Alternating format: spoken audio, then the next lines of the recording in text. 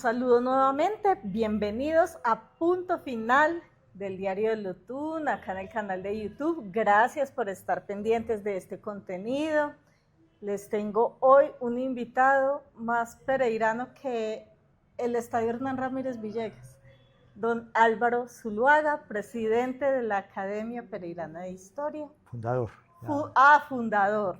Imagínense, pues, me estaba robando como un pedacito yo ahí de mala gente.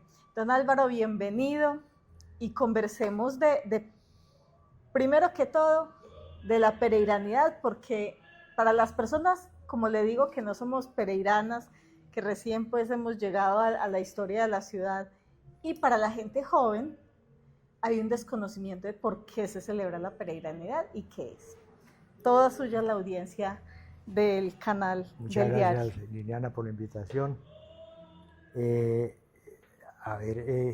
Pereira es una ciudad muy particular. Yo siempre la he clasificado una ciudad completamente distinta al resto de ciudades del país. Pereira, por unas razones geográficas y étnicas, comenzó a recibir una cantidad de migraciones. Inmigrantes eran los quimbayas, que no eran oriundos de aquí, inmigrantes los caucanos, inmigrantes los antioqueños, inmigrantes los sirio-libaneses, inmigrantes los europeos, bueno. Y eso fue generando una cultura completamente distinta en Pereira, cosa que no se dio en otras ciudades. Una cultura de respeto a que existe otro distinto a uno. Yo recuerdo en mi infancia, mi mamá algún día me dijo, esos del frente son distintos. ¿De por qué? Ellos son judíos y rezan y comen distinto. Y a un niño que estaba estudiando en un colegio católico en el Calasanz, que le dijeran que el señor comía y rezaba distinto, eso era como un extraterrestre, pues. Casi Sí, que me iba a mirar menos. por el ojo de la cerradura a ver cómo era que rezaban y comían. Y crecí en ese ambiente, sabiendo que había gente distinta.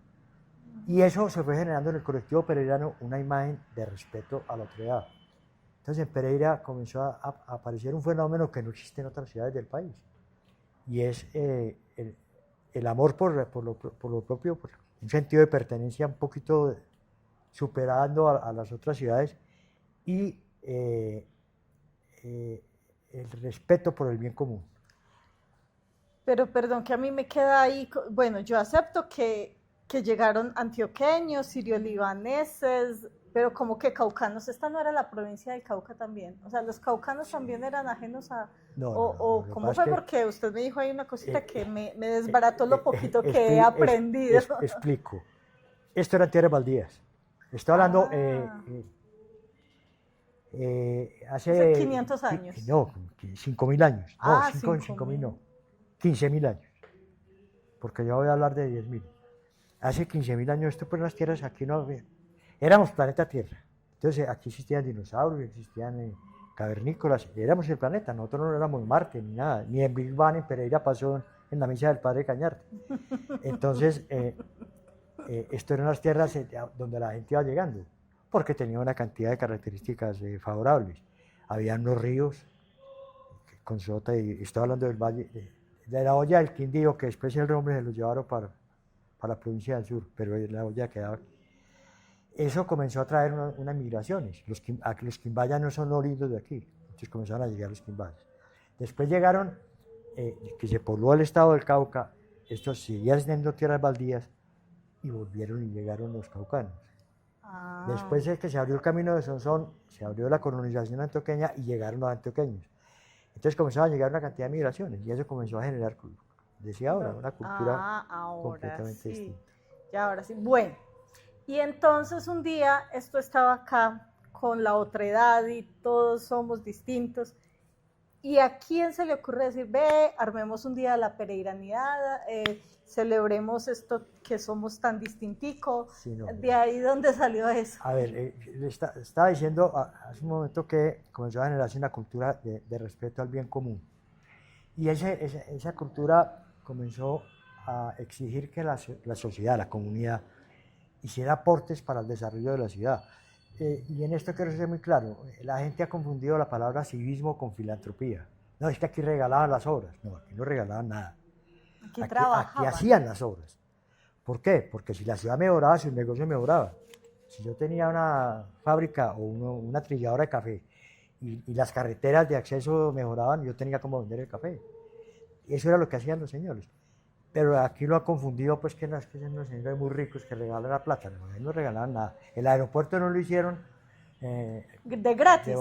Para tomarse fotos saliendo para San Andrés, no.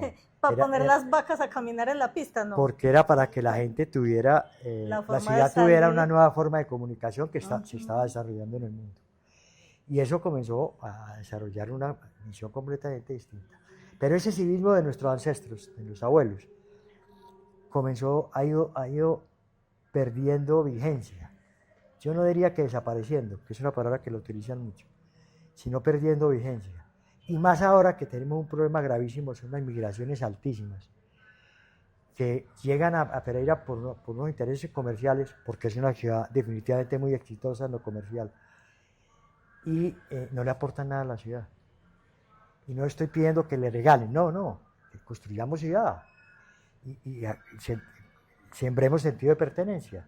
Que sí, que hay que respetar las cebras y el peatón, y sí, pero es que voy más allá de eso. Pues, creemos una sociedad que sea solidaria, que si hay problemas, eso es lo que hay que rescatar, que era lo que tenían los abuelos nuestros.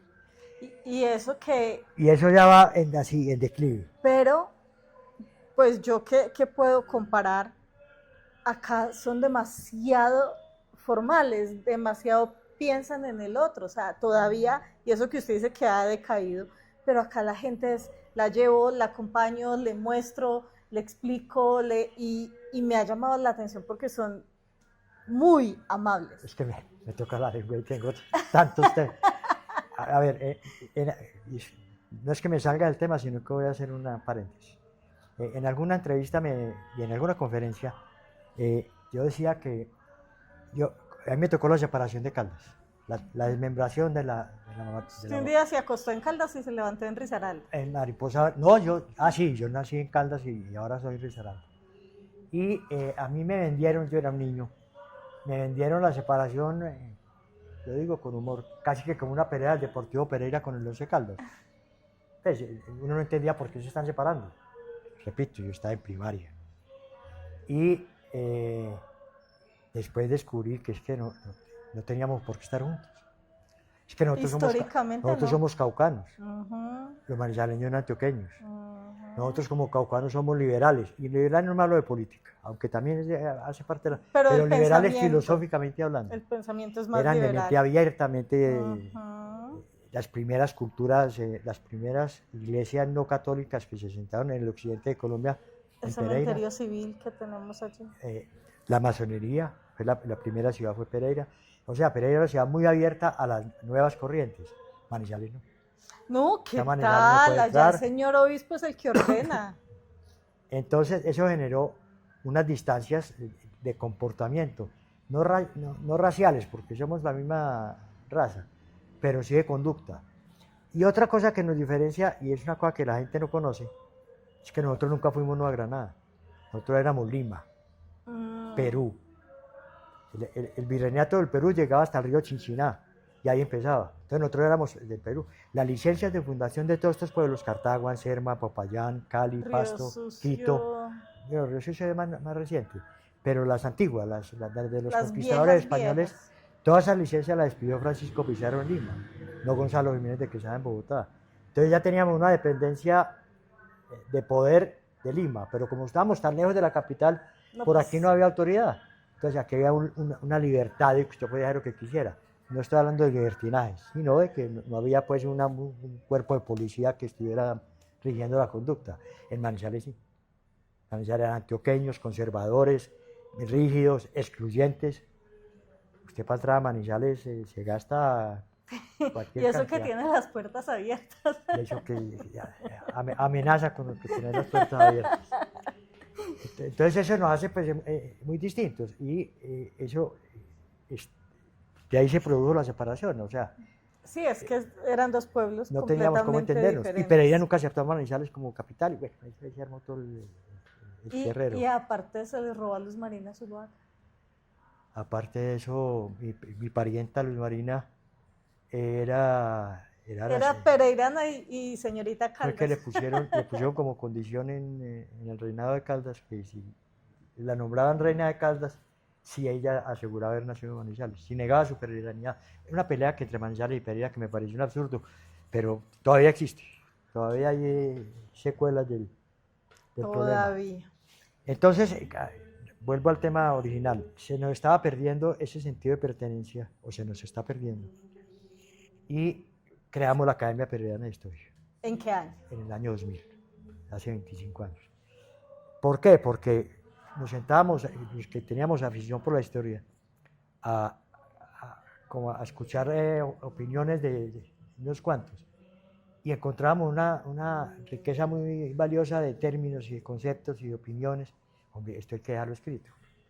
Entonces pusimos en la tarea que creamos con la doctora Marta Lucía Isman y el patrocinio del alcalde de aquel entonces, Luis Alberto Duque, que paz descanse, y se creó la Academia Pereirana, con el fin de rescatar, es que rescatar suena, de precisar la historia de Pereira.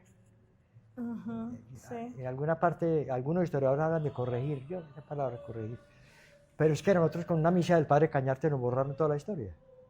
Pero es que eso ahí, o sea, yo me demoré para entenderlo como 2 años, más o menos. Entonces, si yo que todos los días pregunto por esto, imagínese la gente de a pie del común está No, es que perdida. Nos pasó eso, nos borraron la historia. Uno le pregunta, y eso que ya ni eso lo saben, pero cuando se enseñaban en cátedra de historia en los colegios, ¿cuál es la historia de Pereira? El 30 de agosto de 1863, el padre Remigio Antonio Cañarte dio una misa. Eso es como el cuento. Sí, y antes del 30 de agosto, ¿qué pasó? El 29 que había, no había nada, ¿ok? Y es que, y antes de la misa del padre Cañarte... ¿Y en julio qué había? Por eso. Y antes de la misa del padre Cañarte, aquí había un pueblo hispano, que era Cartago. Aquí, estoy hablando de esta tierra. Un pueblo hispano que era Cartago. Nos lo borraron con la misa. Antes de Cartago había un pueblo, en mi opinión, el pueblo indígena más brillante, los Quimbayas. Nos borraron los Quimbayas. Antes de los Quimbayas había cavernícolas. Pues que nosotros somos planeta, que había humanidad. Y hay vestigios. Cuando se encontró el salado de Consota, eso fue pues toda una odisea, el hallazgo de del Salinas. De la salina de Consota. Salina no, es un ojo de agua. Ah, bueno. Y hicimos carbono 14 en la base del horno. ¿Qué hacían los indígenas o los cavernícolas? Llenaban un cántaro de barro, de agua salada, y hervían el agua. Y quedaba un sedimento de sal. Y volvían, lo llenaban, y lo llenaban hasta que llenaba de sal el cántaro. Y esa era la sal que ellos traían para comercial. No, y comerciaban. Para o sea, es que el oro no tenía valor comercial en las comunidades indígenas. Tenía valor ornamental, hacían nariceras y petos y cosas. Pero eso no tenía valor. Lo que valía era la sal. Y esa era la riqueza de los Quimbayas. Eso nos lo borraron con la misa del padre Cañarte.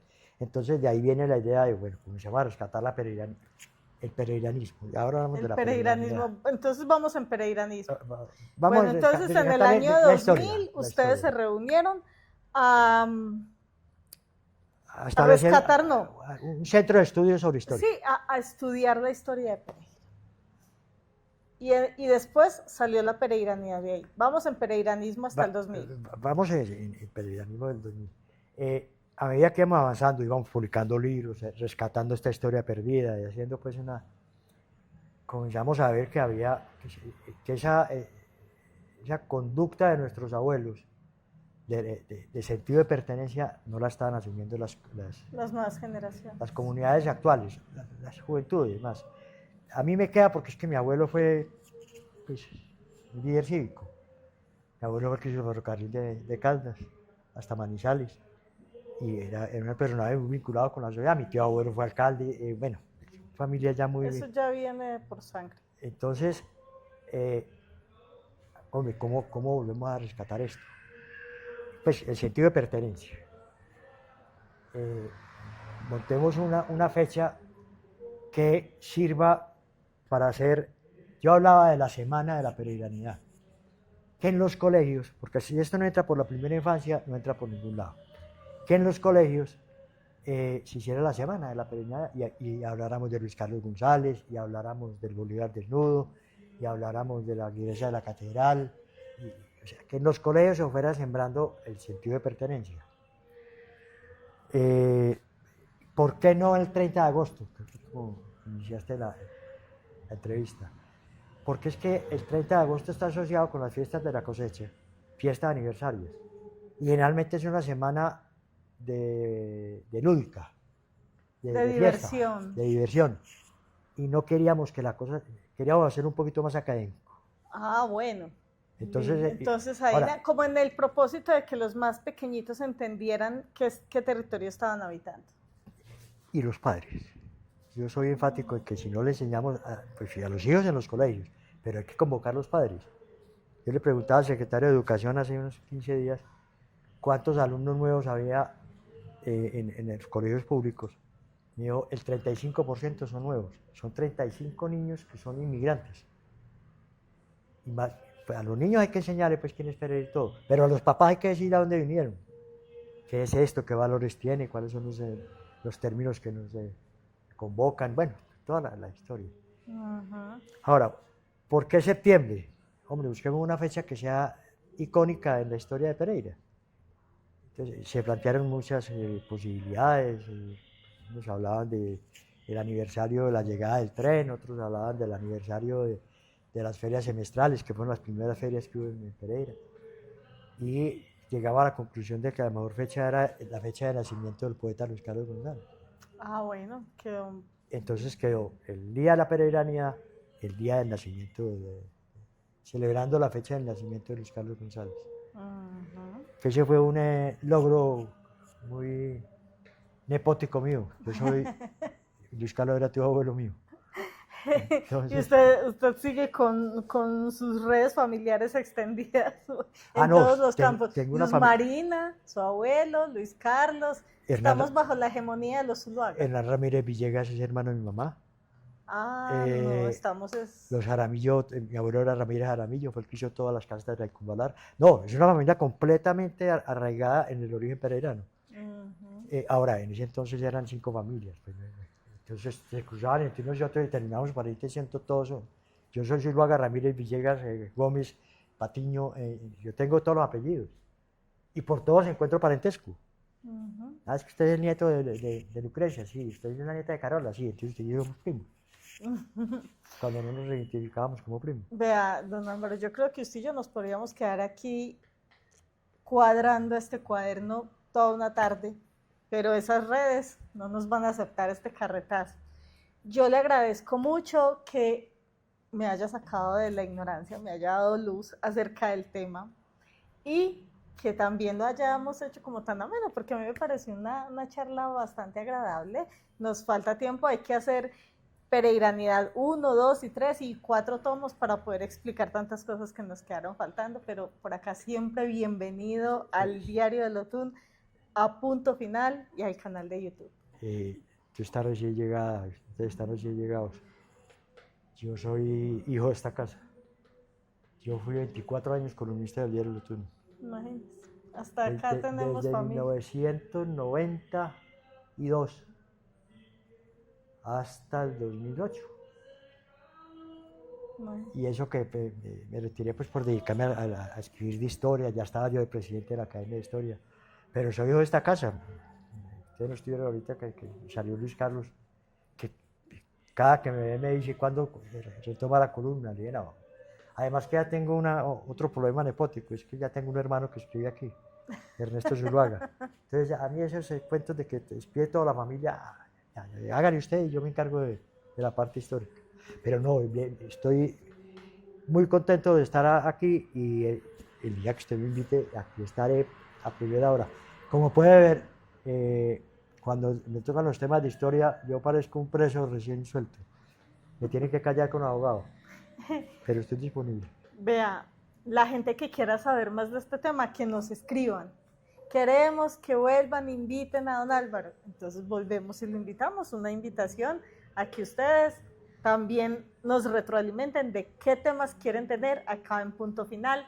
Les agradezco muchísimo, don Álvaro, muchas gracias. Y hablamos después, mucho juicio.